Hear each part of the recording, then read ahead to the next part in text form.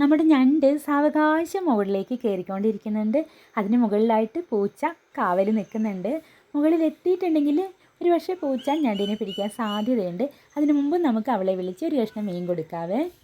ഇന്ന് നമ്മൾ മീൻ വാങ്ങിയിട്ടില്ല. ഇതേ ഞാൻ ഇന്നലെ വാങ്ങി തിരുമ്മി വെച്ചതാ. വേണമെങ്കിൽ ഇന്നാ മുളകൊക്കെ ഉണ്ട്, നല്ല എരിവൊക്കെ ഉണ്ട്, കൊണ്ടുപോയിക്കോട്ടോ. എൻ്റെ ഞണ്ടിനെ പിടിക്കരുത്, അവൻ്റെ മീനും വാങ്ങരുത്. വേണ്ടേ? എരിവാണോ? എനിക്ക് വറുത്തരാനൊന്നും പറ്റില്ല, പോയിക്കോ, എടുത്തിട്ട് പോടി. എരിവാണോ? ഇനി ഞാൻ വറുത്ത് തരണോ? കഴുകിത്തരാം കേട്ടോ, അവിടെ ഇരുന്നോ, കഴുകിത്തരാം. ഇതാ കഴുകിയിട്ടുണ്ട്, പോര്. വറുത്തരാനൊന്നും പറ്റത്തില്ല. എന്നാ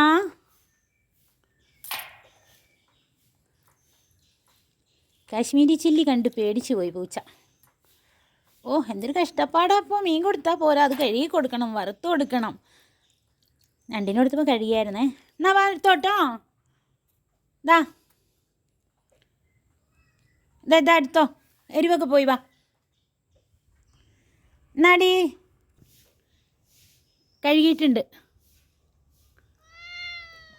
എരിവാണോ? ഇത് കഴുകിയതാ, വേണമെങ്കിൽ വാ. ഓ, എന്താ നോക്കിയാൽ ഞാൻ അതവിടെ കൊണ്ട് കളയും, അവിടെ കൊണ്ട് കളയും.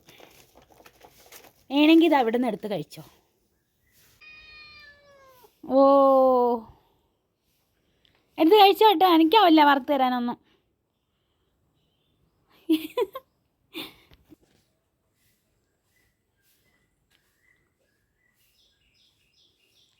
ആഹാ, താലോലിക്കാൻ നിൽക്കുന്നില്ല എന്ന് കണ്ടപ്പോൾ കഴിക്കുക അല്ലേ?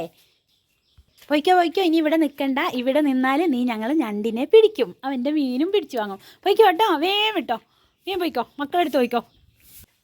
പൂച്ചയ്ക്ക് മീനൊക്കെ കൊടുക്കണ സമയം കൊണ്ട് നമ്മുടെ ഞണ്ട് കണ്ടോ, മീൻ ഇത്രയും കഴിച്ച് തീർത്തിട്ടുണ്ട്. അതുകൊണ്ട് സാവകാശം മുകളിലേക്ക് കയറുന്നുണ്ട്.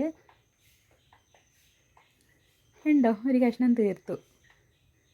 ഇനി നമുക്ക് ഞണ്ടിനോടും പൂച്ചയോടും ഒന്നും കളിച്ചുകൊണ്ടിരിക്കാൻ സമയമില്ല. നമ്മുടെ തേങ്ങയൊക്കെ തീർന്നു പോയിട്ടുണ്ടായിരുന്നു. തേങ്ങ പറിക്കാൻ വേണ്ടി ആൾ വന്നിട്ടുണ്ട്.